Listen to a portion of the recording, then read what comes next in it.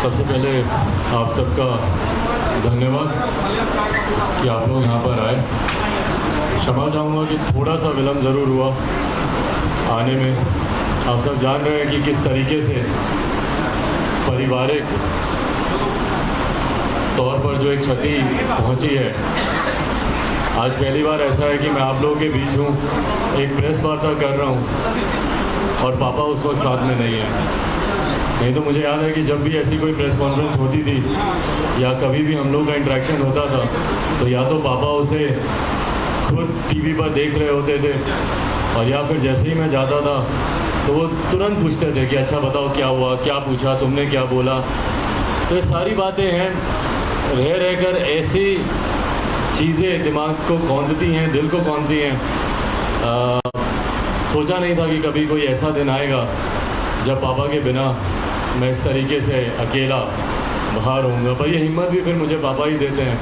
हमेशा उन्होंने मुझे कहा था कि अगर तुम्हारी सोच सही है, तुम्हारी डगर सही है, तुम्हारी राह सही है तो अकेले चलने से कभी डरना मत। एक बात है जो हमेशा मेरा हिम्मत आज भी बढ़ाती है। पापा हमेशा कहते थे कि शेर का बच्चा होगा तो जंगल चीर के निकलेगा, गीदड़ होगा तो मारा जाएगा।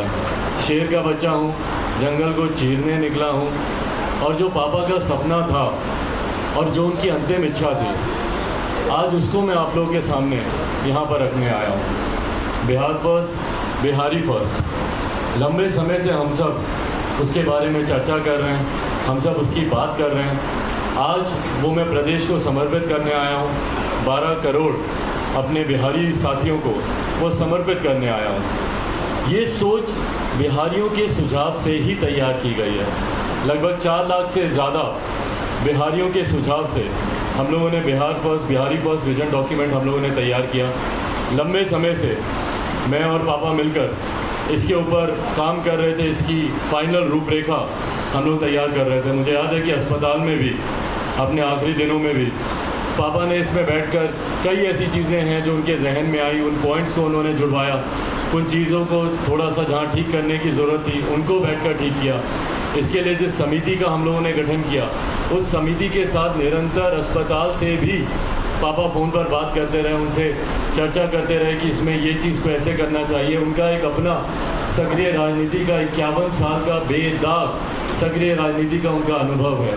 उस अनुभव का सारांश भी है ये Bihar first, Bihari first vision document. इसमें बिहार की शायद ही कोई ऐसी समस्या हो जिसका हम लोगों ने समाधान नहीं किया हो। मेरी राजनीति सकारात्मक राजनीति की मैं सोच रखता हूँ। युवा हूँ, पढ़ा लिखा हूँ, जानकार हूँ और बिहारी हूँ, और एक ऐसा बिहारी जो देश और दुनिया भी घूमा हुआ है। बाकी प्रदेशों की तुलना में मेरा बिहार कहाँ है मैं जानता हूँ, क्योंकि कहीं ना कहीं उन प्रदेशों में या तो मैं रहा हूँ या मैंने काम किया है। और ये मेरे लिए चिंता का विषय रहा है। दुनिया का मापदंड अगर आप भूल जाएं, देश का ही मापदंड देखें तो हमारा प्रदेश, हमारा देश विकास के नए नए नए नए मापदंड तैयार कर रहा है। मौजूदा प्रधानमंत्री आदरणीय नरेंद्र मोदी जी के नेतृत्व में हम लोग रोज नए पैरामीटर्स हम लोग हासिल कर रहे हैं, रोज नए लक्ष्य हम लोग प्राप्त कर रहे हैं। पर वहीं दूसरी तरफ अगर हम लोग बिहार को देखें तो आज भी हमारा मापदंड इतना छोटा है विकास को लेकर। मैं नहीं मानता भैया कि नली गली बनाने से विकास होगा, और नली गली तो कब की बन गई होनी चाहिए थी। मैं नहीं मानता कि बाढ़ का पानी अगर आपके हर घर तक पहुंचे तो उसे हर घर नल जल योजना से उसको जोड़ा जा सके। ये तमाम चीज़ों का समाधान अभी तक हो जाना चाहिए था। आज अगले 5 साल का विजन क्या है हमारे मुख्यमंत्री जी का? विजन है कि हम हर खेत को हम बिजली पहुंचाएंगे। भैया ये बिजली अभी तक पहुंच गई होनी चाहिए थी। कृषि प्रधान प्रदेश है हमारा, अभी तक ये प्राथमिकता पर होना चाहिए था कि हर खेत को बिजली, हर खेत को पानी, ये प्राथमिकता पर हम लोग को लेकर चलना चाहिए था, ना कि 15 साल के बाद आप इन चीज़ों का जिक्र करें। पलायन हमारे प्रदेश की जो सबसे बड़ी समस्याओं में से एक है। आप देखिएगा धीरे धीरे धीरे धीरे करके देश, जहाँ एक तरफ हमारा युवा देश है, जहाँ हम लोग बात करते हैं कि भैया 70% आबादी भारत में ऐसी है जिनकी आयु 35 वर्ष से कम है, और ये बहुत बड़ी ताकत होती है। युवा ही भारत का भविष्य है, युवा ही नई सोच लेकर आएंगे, युवा ही बिहार को आगे लेकर जाएंगे। पर चिंता का विषय है युवाओं का पलायन।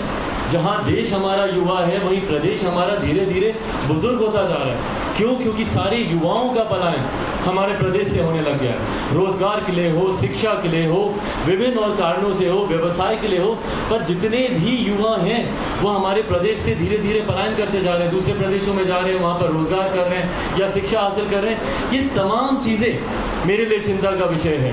और जब तक इन तमाम बिंदुओं पर हम लोग चर्चा नहीं करेंगे, जिस तरीके से यहाँ पर छात्रों की हालत है, जिस तरीके से शिक्षा प्रणाली है या जिस तरीके से स्वास्थ्य सेवाएं हैं, जब तक हम लोग हर सेगमेंट को टारगेट नहीं करेंगे, तब तक जो विकसित बिहार का हम लोग का सपना है शायद हम लोग उसको पूरा नहीं कर पाए। और यही कारण है कि एक लंबा समय बीत गया, लगभग 3 दशक, पिछले 3 दशक हम लोग सिर्फ बिहार में विकास की चर्चा ही करते रहे, पर सही मायनों में जो विकास यहाँ पे पहुंचना चाहिए था वो नहीं पहुंच पाया। अभी तक हम लोग अपने प्रदेश में सिर्फ जातीय समीकरण के आधार पर सरकारें बनती रही, सरकारें गिरती रही। अभी भी कई ऐसे सत्ताधारी नेता हैं जो सिर्फ वोट बैंक की पॉलिटिक्स करते हैं। किसी ने ईमानदारी से बिहार को आगे लेकर जाने की सोच नहीं रखी। मौजूदा मुख्यमंत्री को भी देखकर मुझे ताज्जुब होता है, आश्चर्य होता है कि भैया आप किस तरीके से जातीयता को आप बढ़ावा देते हैं, जहां एक तरफ बिहार का नेतृत्व करने के नाते आपकी प्राथमिकता होनी चाहिए कि कैसे जाति व्यवस्था हमारे प्रदेश से खत्म हो,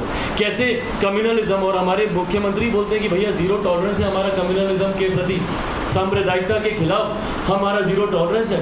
पर वहीं दूसरी तरफ खुद जो व्यक्ति जातीयता को, जो व्यक्ति सांप्रदायिकता को बढ़ावा देता हो, उसके नेतृत्व में बिहार के विकास की कल्पना करना उचित नहीं है। जिन्होंने इससे बांटो और शासन करो की राजनीति को अपनाया, जब कांग्रेस हम लोग को बांटते थे और हम लोग के ऊपर रूल करते थे, डिवाइड एंड रूल की पॉलिसी वहां से आई थी, और वही कार्य आज के मुख्यमंत्री हमारे करते हैं। दलित को महादलित, पिछड़ा को अति पिछड़ा, और सबको वोट बैंक बनाया गया। अपीसमेंट की पॉलिटिक्स उसके बाद शुरू की गई कि भैया तुमको हम ये दे देंगे, तुमको मुफ्त में हम ये दे देंगे। बताइए, जिस प्रधानमंत्री की सोच ये हो कि तुम्हारे परिवार में किसी की हत्या होगी तब तुम्हें सरकारी नौकरी मिलेगी, और वैसे सरकारी नौकरी को लेकर मुख्यमंत्री बोलते हैं कि भैया सरकारी नौकरी कहाँ कोई देता है, कौन से देश में ये परंपरा है कि वहाँ पे सरकारी नौकरी दी जाए? भाई क्यों नहीं है? आप मुख्यमंत्री हैं हमारे प्रदेश के। आज अगर हम लोग रोजगार की अगर अपेक्षा रखेंगे तो आपसे नहीं रखेंगे तो किससे रखेंगे? सरकारी नौकरी आप दे नहीं सकते। कारखानों को लेकर आपने हाथ खड़े कर लिए।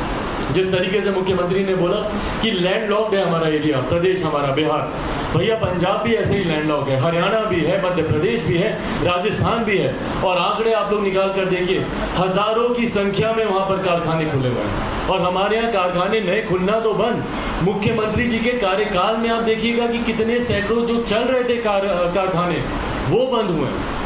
निरंतर मैंने मुख्यमंत्री से आग्रह किया कि सर सबसे पहले जितनी बंद मिलें पड़ी हैं उसको हम लोग को खुलवाने का काम करना चाहिए।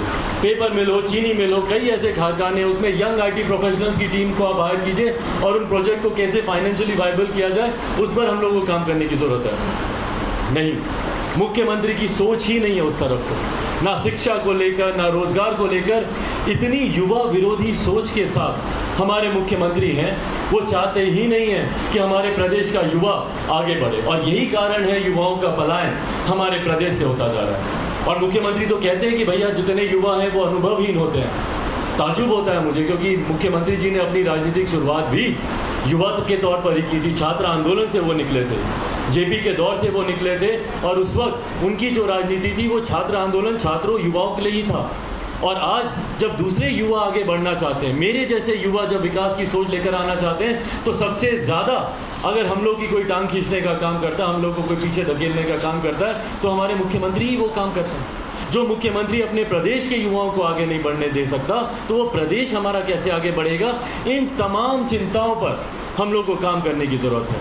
और उसी की सोच के साथ हम लोगों ने बिहारी फर्स्ट विजन डॉक्यूमेंट लेकर आए हैं। उसके कुछ प्रमुख ऐसे बिंदु हैं जो मैं आप लोगों के मैं समक्ष रखना चाहता हूं कि किस सोच के साथ हम लोग चुनाव में जा रहे हैं। मेरी सोच सकारात्मक है, पॉजिटिव, ऑप्टिमिस्टिक सोच वाला मैं व्यक्ति हूं। मैं चाहता हूं कि आने वाले 20 दिन पॉजिटिव तरीके से, सकारात्मक तरीके से, बिना किसी पे आरोप प्रत्यारोप लगाए हुए हम लोग सिर्फ और सिर्फ बिहार के विकास की बात करें। मैं आप लोगों के माध्यम से तमाम 12 करोड़ बिहारियों के सिर्फ 20 दिन अपने लिए चाहता हूँ। इन 20 दिनों में ना सिर्फ बिहारी फर्स्ट को आप समझें, बल्कि इस बात का भी आप लोग आकलन करें कि पिछले 30 साल क्या जो दूसरे प्रदेशों को मिले वैसे ही हमारे प्रदेश को मिले?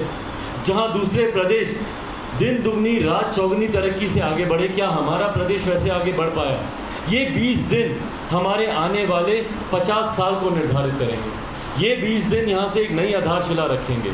और अगर कहीं गलती से मौजूदा मुख्यमंत्री अगर इस चुनाव में जीत जाते हैं तो हमारा प्रदेश हार जाएगा। हमारा प्रदेश पुनः बर्बादी की कगार पर जाकर खड़ा हो जाएगा।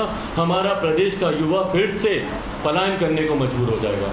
मेरी आने वाली पीढ़ी, जितने युवा साथी हैं, उनकी आने वाली पीढ़ी पुनः पलायन करने को मजबूर हो जाएगी। इसीलिए साथियों, आप सबके माध्यम से मैं चाहता हूं कि हम लोग Bihar first, Bihari first vision document को हम लोग समझें। उसको आज मैं प्रदेश को जहां एक तरफ समर्पित कर रहा हूं, आप सबके माध्यम से मैं चाहता हूं कि उसके ऊपर ज़्यादा से ज़्यादा चर्चा हो। पहले मैं चाहता हूं कि इसका विमोचन करके हम लोग आपके समक्ष भी एक कॉपी दे दें। आइए।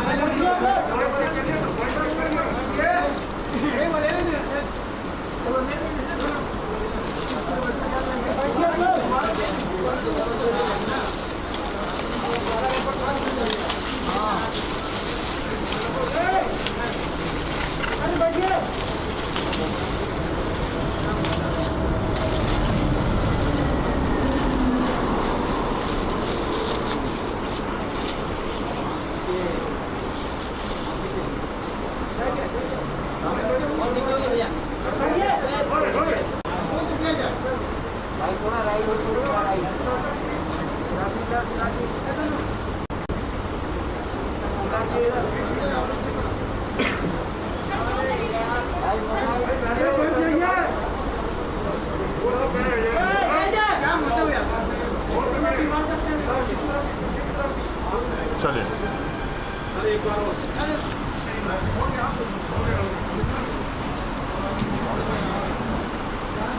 साथियों, Bihar first, Bihari first vision क्या है वो मैं आप लोग की जानकारी में पहले दे दूं। इसके कुछ प्रमुख बिंदु ऐसे हैं जो मैं चाहता हूं कि आपकी जानकारी में हो और आप लोग के माध्यम से मैं चाहता हूं कि जनता तक वो पहुंचे। इसमें पहले पन्ने पे जो इस विजन डॉक्यूमेंट का सारांश मैंने तैयार किया है, मेरी क्या सोच है, मैं क्या सोचता हूँ, पापा क्या सोचते थे बिहार को लेकर, ये तमाम बातें। और मुझे लगता है कि पापा का एक आखिरी लेख पापा ने बिहार के बारे में, मेरे बारे में, इसके आखिरी पन्ने पर अगर आप देखेंगे तो पापा क्या सोचते थे, उनकी क्या सोच थी, उन्हीं के हस्ताक्षर के साथ उसको भी हम लोगों ने यहाँ पर पॉइंट आउट किया है। साथियों, इसके दो चार जो प्रमुख बिंदु हैं उसको मैं बताता हूँ। जहाँ इसकी शुरुआत मैंने इस लाइन से की है कि मेरा बिहार मेरा अभिमान रहा है, जिसकी पहचान सदियों से रही है, और ये हम सब का अभिमान रहा है। बिहार पे देश गौरव करता था। हम लोग प्राचीन काल में जब कुछ प्रमुख यूनिवर्सिटीज़ का जब जिक्र होता था, पुराने ज़माने में जब तक्षशिला की बात होती थी, तो वहीं बिहार पे हम लोग नालंदा यूनिवर्सिटी पर हम लोग गर्व करते थे। पढ़ा लिखा हमारा प्रदेश, सबसे ज़्यादा IAS IPS ऑफिसर्स देने वाला हमारा प्रदेश, एक ऐसा समय जहाँ देश विदेश से लोग नालंदा यूनिवर्सिटी आते थे पढ़ने के लिए। और वहीं आज आप देखिए शिक्षा की क्या स्थिति हो गई है, किस तरीके से यहाँ पर शिक्षा हर बीतते दिन के साथ बदहाल परिस्थिति में है। मेरे लिए भैया ये आज की भी तारीख में चिंता का कारण है कि क्यों सिर्फ हम बिहारियों को ही दूसरे प्रदेश जाना पड़ता है। कोरोना में अगर आप देखें, लॉकडाउन के समय आप देखें जिस तरीके से कोटा में बच्चे परेशान हो रहे थे, उनकी चिंताएं थी, घर वापस आना चाहते थे, पर मेरी चिंता थी कि आज भी क्यों मेरे बच्चों को कोटा जाना पड़ता है पढ़ाई के लिए, क्यों इस तरीके की व्यवस्था हम लोग पटना में नहीं करते। आप कोटा का अगर आप देखें, वहाँ पे पढ़ने वाला बिहारी, पढ़ाने वाला बिहारी, अधिकांश शैक्षिक संस्थानों के जो मालिक हैं वो बिहारी, पर व्यवस्था राजस्थान है।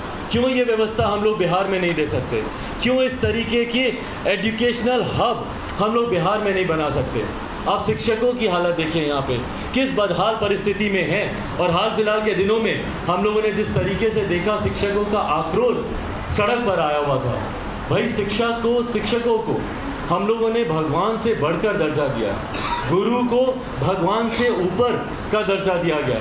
सबसे पहले अगर भगवान और शिक्षक सामने हो, आप भगवान का, आप गुरु के, अपने शिक्षक के आप चरण आप छूते हैं, वही आपकी नींव तैयार करते हैं, वही आने वाले समय का भविष्य, बिहार का भविष्य, युवाओं का भविष्य की वो नींव रखते हैं। और आज वही शिक्षक मुख्यमंत्री जी के कार्यकाल में लाठी खाते हैं, सड़क पर धरना करते हैं और उसके बाद उनकी सुनवाई सुनने वाला कोई नहीं। और उनकी मांग क्या? जायज़ मांग कि भैया समान कार्य के लिए समान वेतन हम लोग को मिलना चाहिए। कौन इस बात को गलत कह सकता है? अगर दो व्यक्ति हैं, एक ही तरीके का काम कर रहे हैं, तो एक की तनख्वाह आप दुगनी से तिगुनी करोगे और दूसरे की सैलरी आधे से भी कम रखेंगे। ये कहाँ का न्याय है? ये किस तरीके की सोच है?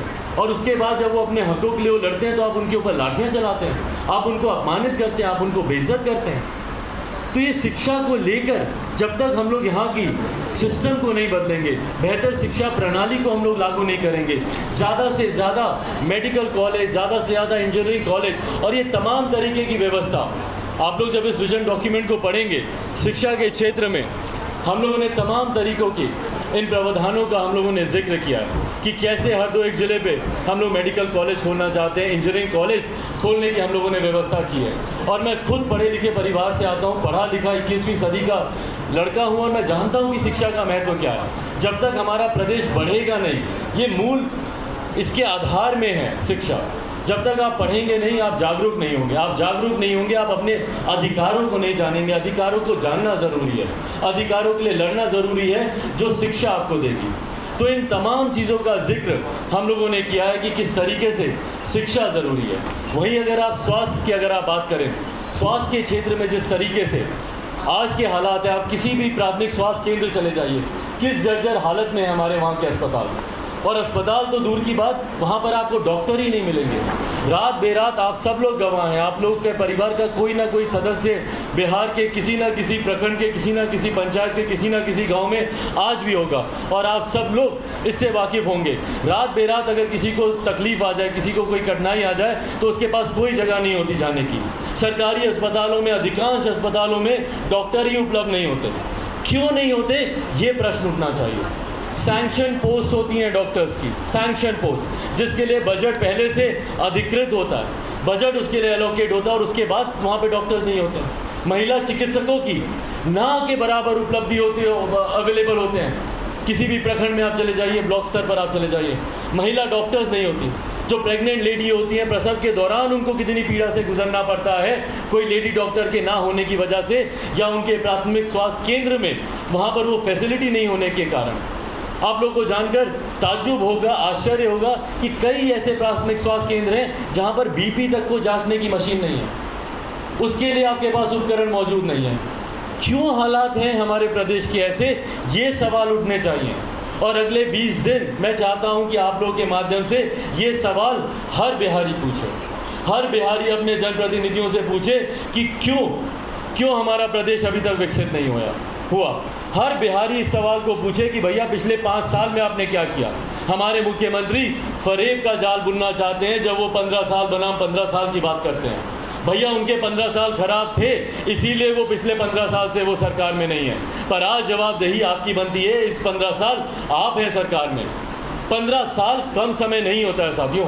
15 साल में कोई अगर उस वक्त 2, 3, 4 साल का लड़का होगा, आज वो पहली बार अपना वोट करने जा रहा होगा, पहली बार उसको मतदान का हक मिल रहा होगा, मतदान करेगा, मत प्रयोग करेगा अपना।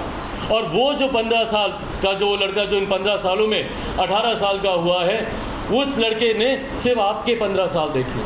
उसको नहीं पता भैया कि जिसको आप जंगलराज कहते हैं, जिसको आप कोसते नहीं थकते, पर 2015 में फिर भी आप उन्हीं के साथ जाकर सरकार बनाते हैं। पर उस लड़के को वो पिछले 15 साल नहीं पता, उसने देखे तो सिर्फ आपके 15 साल देखे। आप बताइए कि आपने इन 15 सालों में क्या किया, और जब ये निर्णायक 5 साल आए उसमें बताइए कि खास तौर पर आपने क्या किया।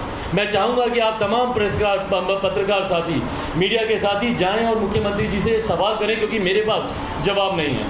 आप पूछ कर बताएं उनसे कि पिछले 5 साल की आपकी उपलब्धि क्या है। भूल जाइए 15 साल में आपने क्या किया। आप क्या गिनाते हैं? साइकिल योजना की हमने शुरुआत की। भैया कब किए थे आप साइकिल योजना की शुरुआत? इन 5 सालों का जिक्र कीजिए ना कि इन 5 सालों में आपने क्या किया। सड़क की बात करेंगे, बिजली की बात करेंगे, सारी प्रधानमंत्री जी की योजनाओं को गिनाएंगे। आप अपनी योजना बताइए ना। सड़क आपने दी, बिजली आपने दी। बिजली की योजना दीनदयाल उपाध्याय विद्युतीकरण योजना के तहत गांव-गांव तक बिजली पहुंची। सौभाग्य योजना के तहत हर घर तक बिजली पहुंचाने का काम केंद्र सरकार कर रही है। और उसके बाद आप श्रेय लेते हैं कि भैया बिजली पहुंचाई आपने।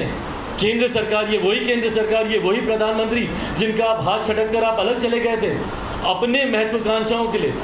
इन्हीं प्रधानमंत्री के सामने विपक्ष का नेता बनना चाहते थे, मुख्यमंत्री प्रधानमंत्री का दावेदार आप 2014 में बनना चाहते थे। इन्हीं को निमंत्रण देकर आपने इनके हाथ से थाली छीनी और आज इन्हीं की योजनाओं को गिना रहे हैं। पर अगर कोई कहता है कि आप प्रधानमंत्री जी की कृपा से आप मुख्यमंत्री बने हुए हैं तो इनको तकलीफ होती है कि भैया क्यों। जिन प्रधानमंत्री को वो देखना नहीं चाहते थे, आज अपने सत्ता के लालच में उनके साथ हर मंच वो साझा करने के लिए तैयार है। क्यों? क्योंकि उनको पता है कि आपके पिछले 5 साल की कोई उपलब्धि नहीं है। अगर आप मुख्यमंत्री बन सकते हैं तो सिर्फ मौजूदा प्रधानमंत्री के पिछले 6 साढ़े 6 साल के कार्यकाल को गिनाकर ही आप पुनः सत्ता में वापस आ सकते हैं। और यही मुख्यमंत्री करने का प्रयास कर रहे हैं। उन्हीं के ही कार्यों को आप कर दिखाने का कार्य कर, उन्हीं के कार्यों को आप गिनाने का काम कर रहे हैं। इस लॉकडाउन में आप मुझे बताइए क्या किया आपने हमारे प्रदेश के लिए। लॉकडाउन में जो माइग्रेंट, जो मजदूरों की हालत हुई, हमारे प्रवासी मजदूरों की, किस बदहाल परिस्थिति में हमारे बिहारी साथी अपने प्रदेश आए हैं। सैकड़ों किलोमीटर की यात्रा पैदल कर वो हमारे प्रदेश पहुंचे। आपने उनको गाड़ी तक उपलब्ध नहीं कराई। दुहाई दिया आपने कि भैया लॉकडाउन है, दुहाई दिया आपने कि यहाँ पर संसाधनों की कमी है।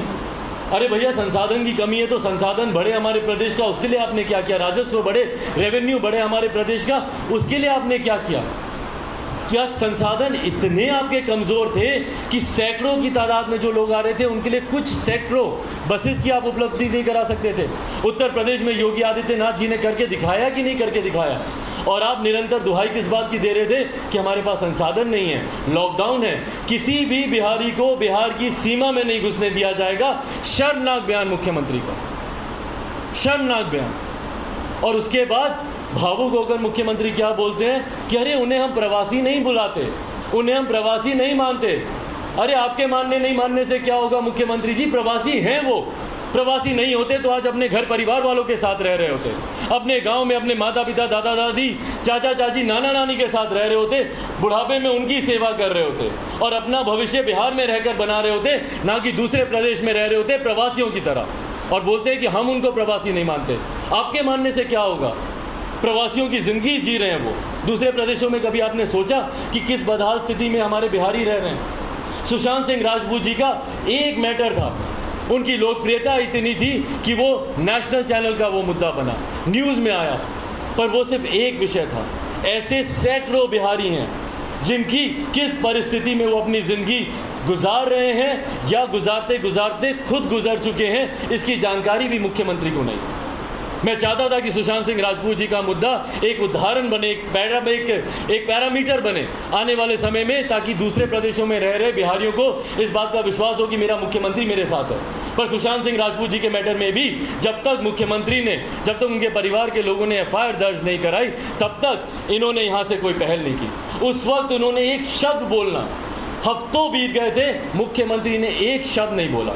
तो सोचिए आज अगर कोई मजदूर दूसरे प्रदेश में, उसकी जान अगर ऐसे ही जाती है, उसका निधन ऐसे ही होता है, तो क्या मुख्यमंत्री उस पर बोलेंगे? क्या उनको जानकारी होगी? नहीं जानकारी होगी। लॉकडाउन के दौरान मैंने पूछा था मुख्यमंत्री से कि आप मुझे आंकड़े बताइए कि कितने बिहारी दूसरे प्रदेशों में रह रहे हैं, महाराष्ट्र में कितने, गुजरात में कितने, कर्नाटका में कितने, तमिलनाडु में कितने। आंकड़े नहीं है इनके पास। हम लोगों ने बात की है बिहार फर्स्ट, बिहारी फर्स्ट में कि अलग से एक प्रवासी मंत्रालय का हम लोग गठन करेंगे। एक मंत्री की जिम्मेदारी होगी पूरी तरीके से, जिसका काम सिर्फ ये होगा कि दूसरे प्रदेश में जो बिहारी रह रहे हैं उसका संरक्षण करें। जैसे हम लोग का विदेश मंत्रालय राष्ट्रीय स्तर पर काम करता है, ताकि दूसरे देशों में जो लोग रह रहे हैं उनको कहीं ना कहीं संरक्षण देता है, उनके साथ रहता है, उनके दुख सुख में उनका ख्याल रखता है। पर एक तो आपने बिहारियों को अपने प्रदेश में रहने नहीं दिया और दूसरे प्रदेशों में मरने के लिए आपने छोड़ दिया। चिंता तक नहीं की, कभी दोबारा उनकी सुध नहीं पूछी। लॉकडाउन के समय वो कैसे हैं, ठीक हैं, नहीं हैं, रहने की व्यवस्था है, खाने की व्यवस्था है, सामाजिक दूरी की बात तो ये प्रधानमंत्री जी की बातों को सुनकर दोहराते रहे। पर देखिए दूसरे प्रदेशों में एक एक छोटे से कमरे में 15-15, 16-16, 20-20 बिहारी रहने को मजबूर हैं। कैसे सामाजिक दूरी का पालन होगा वहाँ पर? और उसके बाद मुख्यमंत्री हमारे खामोश। यहाँ पर जब हमारे नेता, मेरे अभिभावक, मेरे पिताजी रामविलास पासवान जी, जब उन्होंने निरंतर कोरोना काल में निरंतर बिहार के मुख्यमंत्री से बात कर हो, उप मुख्यमंत्री से बात कर हो, यहाँ के अधिकारियों से बात कर हो, ताकि किसी को राशन की कमी यहाँ पर नहीं हो, पापा दिन रात लगे रहे, उनकी तबीयत खराब थी, अस्पताल से वीडियो कॉन्फ्रेंसिंग वो करते थे। लगभग 15 लाख के करीब लाभार्थियों की सूची पेंडिंग थी, जो बिहार सरकार ने 2014 से नहीं दी थी। उसके लिए पापा निरंतर प्रयासरत रहे कि जो लाभार्थी हैं कम से कम उनका नाम तो खाद्य सुरक्षा कानून के साथ जुड़े, ताकि उनको तो इस योजना का लाभ हो, ताकि उनके पास राशन पहुंचे। पर मुख्यमंत्री के कान पे जूं तक नहीं रेंगती थी। मुख्यमंत्री एकदम खामोश, और उसके बाद कहते हैं कि हमने राशन पहुंचाया। भैया, सब केंद्र सरकार की योजना। पापा ने ना सिर्फ राशन बिहार तक पहुंचवाने का काम किया, बल्कि बाढ़ प्रभावित इलाकों में उनकी तरफ से स्पष्ट तौर से कहा गया था कि उनके घर तक राशन पहुंचना चाहिए। देश में आप देख लीजिए, कहीं पर जहाज के माध्यम से, कहीं पर अंडमान निकोबार जैसे इलाकों में पानी के जहाज के माध्यम से हो, हवाई मार्ग के माध्यम से हो, सड़क मार्ग के माध्यम से हो, पहाड़ी इलाकों में घोड़ों के माध्यम से हो, उन्होंने राशन पहुंचाने का काम किया। दुख सुख की घड़ी में जो आपके साथ खड़ा होता है, सही मायनों में वो आपका नेतृत्व करने का हकदार होता है। हमारे मुख्यमंत्री ना लॉकडाउन में, ना जल जमाव में, ना बाढ़ के समय, क्यों हमारे प्रदेश को, भैया आपके रहते हुए 15 साल में आप बताइए ना कि प्रदेश में बाढ़ नहीं आएगी, उसके लिए आपने क्या किया? आज मैं कोई ज्योतिष नहीं हूँ, मैं कोई एस्ट्रोलॉजर नहीं हूँ, पर आज मैं प्रेडिक्शन कर सकता हूँ कि अगले साल बरसात में जून जुलाई अगस्त का महीना देखिएगा, पुनः वैसे ही बाढ़ आएगी जैसे पिछले 15 साल से आ रही है। क्या सबक लिया आपने कोसी के बाढ़ से? क्या सबक लिया हर साल जब बाढ़ आती है? इनको मैंने जानकारी दी, सुझाव दिए कि भैया नदियों को जोड़ने की योजना पर हम लोगों को काम करना चाहिए। बिहार का भूगोल ऐसा है कि आधा इलाका बाढ़ प्रभावित रहता है, आधा इलाका सुखाड़ प्रभावित रहता है। हम लोग को कैनल्स बनाने की ज़रूरत है। जहाँ पे ज़्यादा पानी होता है वहाँ पर कैनाल बना के आप ऐसे इलाकों में पानी को डाइवर्ट कीजिए, वहाँ पर लेकर जाइए जहाँ पर पानी कम होता है, जहाँ पे सुखाड़ का इलाका है, जहाँ पे पानी की व्यवस्था नहीं हो पाती है। पर इन तमाम चीज़ों पर मुख्यमंत्री एकदम खामोश। आप मुझे बताइए ना, राजस्व की कमी, संसाधन की कमी की दुहाई मुख्यमंत्री देते हैं। ये तमाम जितनी बातें कर रहा हूँ, नदियों को जोड़ने का जिक्र हो, तमाम ये विषय जो मैंने आपके सामने रखे हैं, इन तमाम का जिक्र मैंने बिहारी फर्स्ट विजन डॉक्यूमेंट में मैंने किया। संसाधनों की कमी है, हम लोग को विशेष राज्य का दर्जा मिलना चाहिए, विशेष राज्य का दर्जा मिलना चाहिए। बिल्कुल मैं मानता हूँ कि विशेष राज्य का दर्जा हमारे प्रदेश को मिलना चाहिए। मैं हूँ इनके साथ, मैं इनका समर्थन करता हूं जब ये बोलते हैं कि विशेष राज्य का दर्जा मिलना चाहिए। पर आप मुझे बताइए कि पिछले 15 सालों में बिहार का राजस्व बढ़े, उसके लिए आपने क्या किया? यहाँ पर आईटी सेक्टर्स आए, आईटी जॉब आए, उसके लिए आपने क्या किया? आखिरी बार हमारे मुख्यमंत्री ने कब इन्वेस्टर समिट बुलाया था, मुझे नहीं याद। जब तक आप निवेशकों को यहाँ पर बुलाएंगे नहीं, सिंगल विंडो क्लियरेंस आप नहीं देंगे, तब तक निवेशक यहाँ पे निवेश कैसे करेगा? जितने भी निवेशक हैं उनकी इच्छा शक्ति दम तोड़ देती है जब तक वो कहीं से क्लियरेंस ले पाते हैं। सिंगल विंडो सिस्टम देश भर में हमारे प्रधानमंत्री लागू करने के लिए प्रयासरत हैं, लगे हुए हैं, ताकि ज़्यादा से ज़्यादा निवेश हो, एफडीआई के माध्यम से हो, विभिन्न और माध्यमों से हो। पर हमारे मुख्यमंत्री बिहार में कैसे निवेश हो, उसके लिए उनको चिंता ही नहीं है। लैंड रिफॉर्म्स लंबे समय से हम लोग के यहाँ नहीं दिए गए हैं। किस तरीके से ज़मीन उपलब्ध कराई जाएगी कारखानों के लिए, कोई व्यवस्था नहीं है, और उस पर कोई बात भी नहीं करता। चिंता की विषय है, मुख्यमंत्री उसको लेकर कोई बात नहीं करना चाहते। क्यों यहाँ पर हम लोग टूरिज्म को हम लोग बढ़ावा नहीं दे सकते? बिहार उन प्रदेशों में है जहाँ पर अनंत संभावनाएं हैं, पर अनंत संभावनाओं के बाद भी हमारा प्रदेश अनंत समस्याओं से ही घिरा हुआ है। क्यों नहीं यहाँ पर हम लोग टूरिज्म को बढ़ा सकते? रिलीजियस टूरिज्म इतना बड़ा क्षेत्र है, हम लोग इतने सौभाग्यशाली हैं जहां पर एक तरफ सीतामढ़ी है, भगवान महावीर की जन्मस्थली है, अनंत संभावनाएं हैं जिसको आप रिलीजियस टूरिज्म के तौर पर आप विकसित कर सकते हैं। जहां एक तरफ हम लोग अयोध्या में भव्य राम मंदिर का हम लोग निर्माण कर रहे हैं, तो क्यों दूसरी तरफ हम लोग सीतामढ़ी में माता सीता के उतने ही भव्य मंदिर का निर्माण नहीं कर सकते? क्यों नहीं मुख्यमंत्री जाते मिलते हमारे प्रधानमंत्री से और बोलते कि एक कॉरिडोर बनाया जाए, जो अयोध्या में दर्शन के लिए जाए सीधा माता सीता के दर्शन करने सीतामढ़ी पहुंचे। भगवान महावीर की जन्मस्थली है लछवाड़, जो मेरा भी कर्म क्षेत्र है, मेरी लोकसभा के अंतर्गत आता है। कितनी बार मैंने मुख्यमंत्री से मैंने आग्रह किया कि सर लछवाड़ को हम लोग को विकसित करना चाहिए। यहाँ पर भगवान महावीर के जितने भी श्रद्धालु हैं वो यहाँ पर आकर निवेश करना चाहते हैं, इसको एजुकेशनल स्पॉट बनाना चाहते हैं, पर किसी तरीके के कार्य के लिए मुख्यमंत्री ने अपनी रुचि नहीं दिखाई। और उसके बाद जब इन विषयों को मैंने उठाना शुरू किया तो मुख्यमंत्री ने मुझसे ही संवादहीनता साध ली। ना उन्होंने मेरा फ़ोन उठाते थे, ना मेरे पत्रों का कोई जवाब। भाई पूछिए ना मुझसे, सड़क मार्ग से अगर मैं गया हूँ, पहली बार एक लंबे समय के बाद कोई ऐसा नेता है जो कि सरकार का अंग था, वो सड़क मार्ग से निकला। आखिरी बार मुख्यमंत्री कब सड़क मार्ग से निकले मुझे नहीं पता, मेरी जानकारी में नहीं है। और सड़क मार्ग से भी जब वो निकलते हैं तो पूरा रूट उनके लिए लगाया जाता है। जैसे पुराने ज़मानों में राजाओं महाराजाओं के लिए व्यवस्था की जाती थी, दोनों तरफ खुशहाली दिखाई जाती थी, खूबसूरत मुस्कुराते हुए चेहरे सामने रखे जाते थे ताकि राजा को लगे कि मेरी प्रजा बड़ी सुखी है, बहुत अच्छे से रह रही है।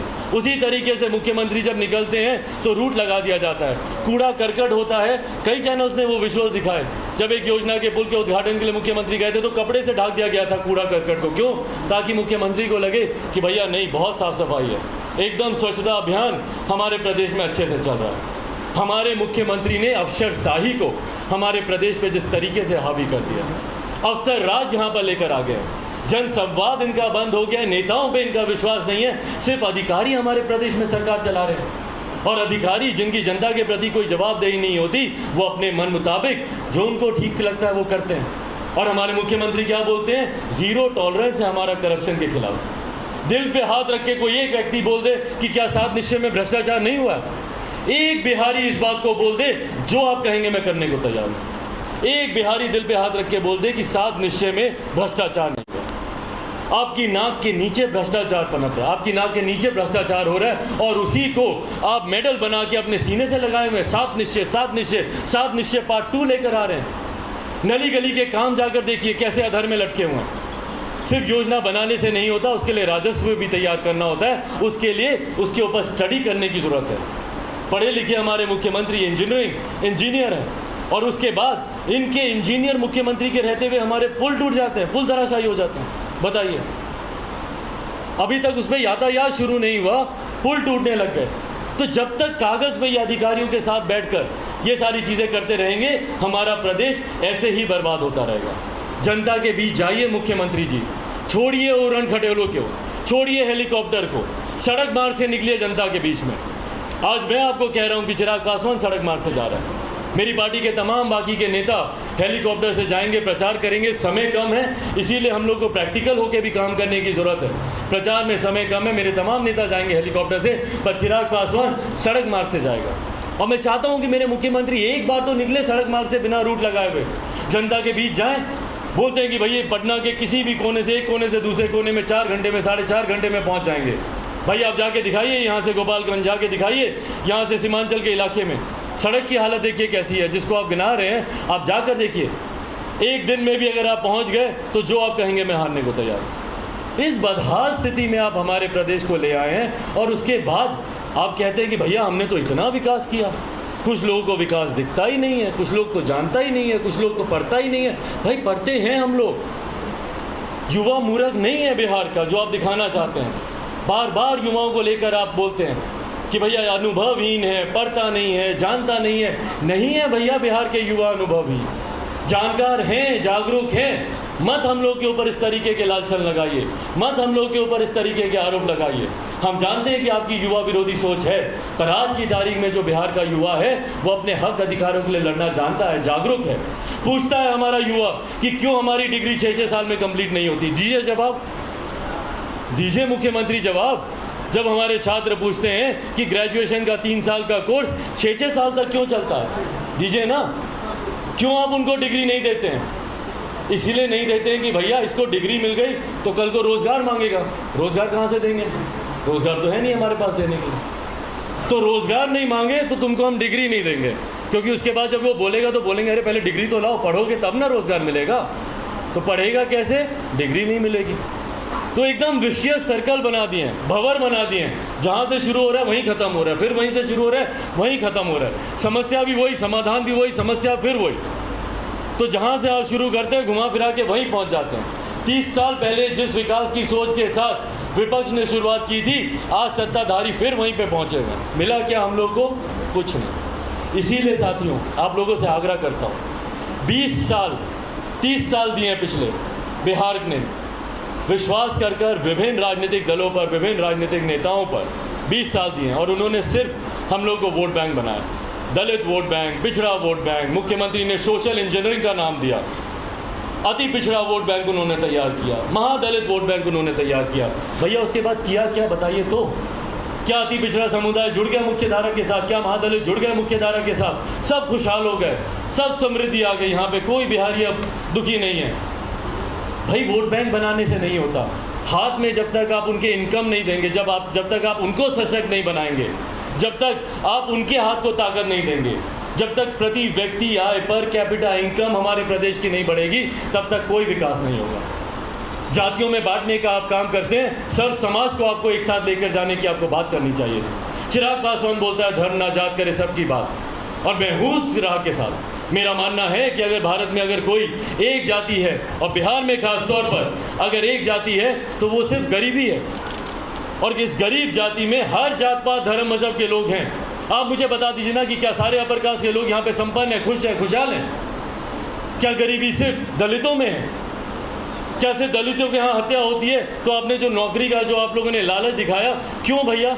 सिर्फ हत्या होने के बाद नौकरी मिलेगी? जीते जी किसी को नौकरी पाने का अधिकार नहीं है। और क्या मुख्यमंत्री जब बोलते हैं कि हत्या होगी, क्या इससे अपराध को बढ़ावा नहीं मिलेगा? किस तरीके से घटना घटी बक्सर में, दीजिए उसका जिम्मेदार कौन है? गृह मंत्री है ना, मुख्यमंत्री होने के साथ साथ हमारे प्रदेश के। कौन जिम्मेदारी ले रहा है? कौन सा ऐसा दिन है जब हमारे प्रदेश में आपराधिक घटनाएं नेशनल चैनल्स की सुर्खियां नहीं बनती? जितने नेशनल चैनल्स के यहाँ पे आईडी पड़े, आप मुझे बताइए कि कौन से बीते दिन हैं जब नेशनल चैनल में सुर्खियां नहीं बना बिहार का अपराध? बिहार की छवि खराब कर दी आपने। और बिहारी अस्मिता की लड़ाई है मेरी। भैया बिहारी शब्द को आपने गाली बना दिया। मैं दिल्ली में रहा हूँ, बंबई में मैंने काम किया, पर आज तक मैंने कभी नहीं सुना कि कोई बंबई का लड़का बिहार आता हो शिक्षा के लिए, या कोई दिल्ली का लड़का बिहार जाता हो रोजगार के लिए। क्यों सिर्फ हम बिहारियों को ही दूसरे प्रदेश जाना पड़ता है शिक्षा के लिए, रोजगार के लिए? और वहाँ जाकर हम पर लाठियाँ चलाई जाती हैं, हमें गालियाँ दी जाती हैं, और मुख्यमंत्री मौन धारण कर कर बैठे रहते हैं। भाई एक शब्द तो बोलिए बिहारियों के बारे में जो दूसरे प्रदेशों में रहते हैं। वहाँ पर उनको गाली देने के लिए बिहारी शब्द बोल दिया जाता है। ए बिहारी कहाँ जा रहे हैं? बिहारी, ए बिहारी। अरे भैया बिहारी मेरा सम्मान है, और आपने उसको गाली बना दिया। मुख्यमंत्री क्या बोलते हैं? बिहारवासी, बिहारवासी। क्यों? क्योंकि बिहारी, इनको पता है कि शब्द को गाली बनाए। भाई बोलिए ना कि हम बिहारी हैं। मैं घर से हर मन से बोलता हूँ मैं बिहारी हूँ। किसी पंजाब के आदमी को तो मैंने नहीं देखा कि उसको अपने आप को पंजाबी बुलाने में उसको तकलीफ होती हो। या महाराष्ट्र के लोग तो घर से बोलते हैं कि भैया हम मराठी हैं। बंगाल के लोग बोलते हैं हम बंगाली हैं। पर बिहार के लोगों का नाम आता है बिहारवासी। क्यों? क्योंकि बिहारी शब्द नहीं बोलेंगे। आप मेरे सारे सोशल मीडिया के प्लेटफॉर्म देख लीजिए, मेरे ट्विटर हैंडल, हर एक जगह मैंने अपने नाम के सामने युवा बिहारी जोड़ा है। मेरे ट्वीट देख लीजिए। मुझे ताज्जुब हुआ जब मैं ओपन लेटर्स जब मैंने लिखने शुरू किए, जब मैंने ट्वीट्स में जब मैंने बिहारी लिखना शुरू किया, मेरे कार्यालय के कुछ साथियों ने आके कहा कि भैया बिहारी नहीं, बिहार वासियों के लिए हम लोग ये योजना लाए, ऐसा लिख देते हैं। क्यों भैया? क्यों बिहारी नाम हम नहीं बोलेंगे? क्यों बिहारी शब्द का हम इस्तेमाल नहीं करेंगे? इसी की ही लड़ाई है मेरी, बिहारी अस्मिता की लड़ाई, बिहार के खोए हुए गौरव की लड़ाई। मैं चाहता हूं कि देश के किसी भी कोने में, दुनिया के किसी भी कोने में गर्व से जाके हर बिहारी बोले कि मैं बिहारी हूं। पर वो तभी होगा जब नेशनल चैनल में बिहार का अपराध सुर्खियां नहीं बने, जब नेशनल चैनल में बिहार के टूटते हुए पुल, बिहार का धराशायी होता हुआ इंफ्रास्ट्रक्चर सुर्खियां नहीं बने।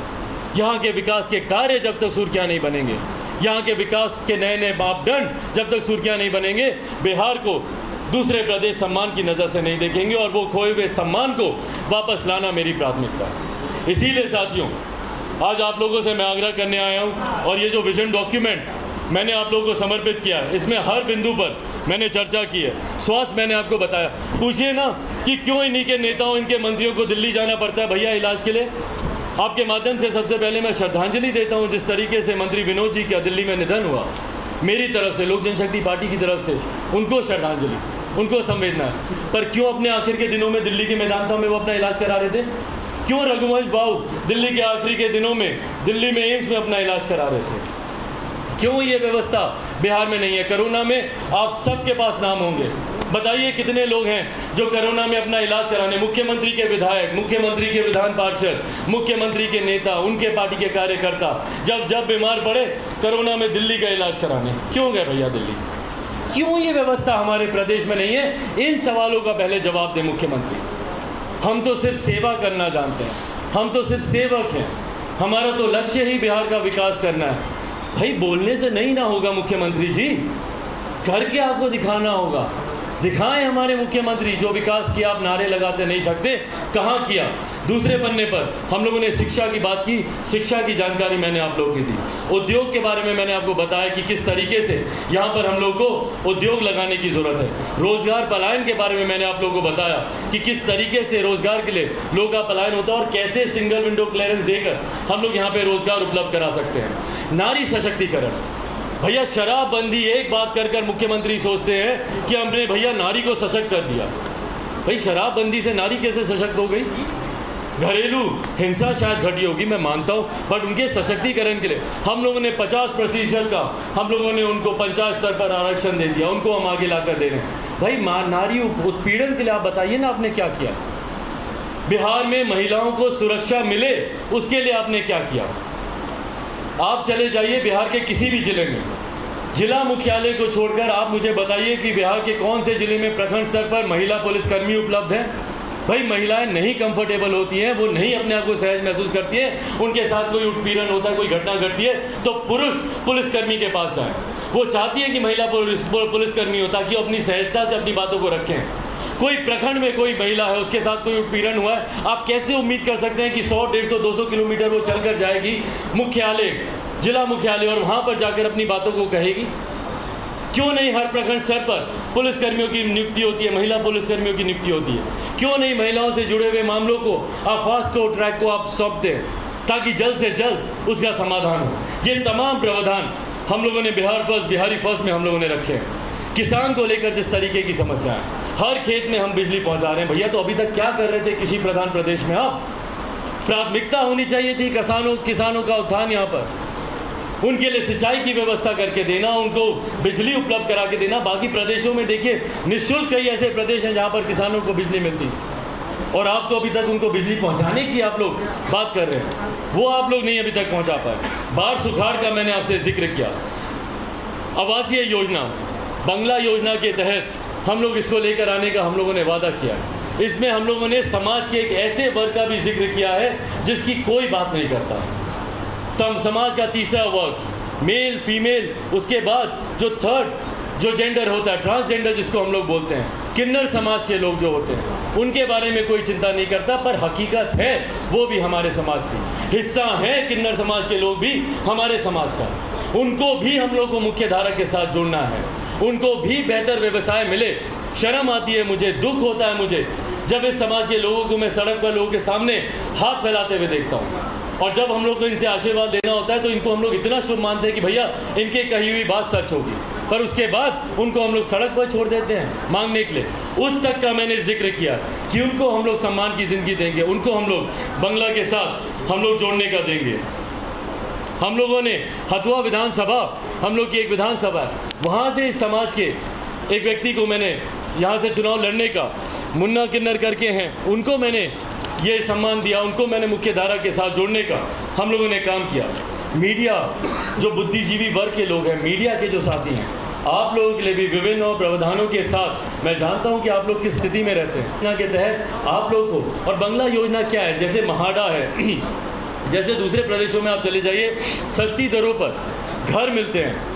भाई पत्रकार, बुद्धिजीवी वर्ग जो सही मायनों में हम लोग की आवाज़ है, बिहारियों की आवाज़ है, किस बदहाल परिस्थिति में रहते हैं। जिला पे आप चले जाइए, पत्रकारों की हालत देखिए कैसी है। और पापा भी हमेशा से चिंतित रहे पत्रकार, बुद्धिजीवी वर्ग के लिए। मुझे गर्व होता है कि भैया जब मैं आज इस बात को याद करता हूँ कि पत्रकारों के लिए उन्होंने, रेल मंत्री जब वो थे, रेलवे पास की उन्होंने व्यवस्था उन्होंने करा के दी, जिला स्तर के पत्रकारों के लिए उन्होंने ये व्यवस्था करा के दी।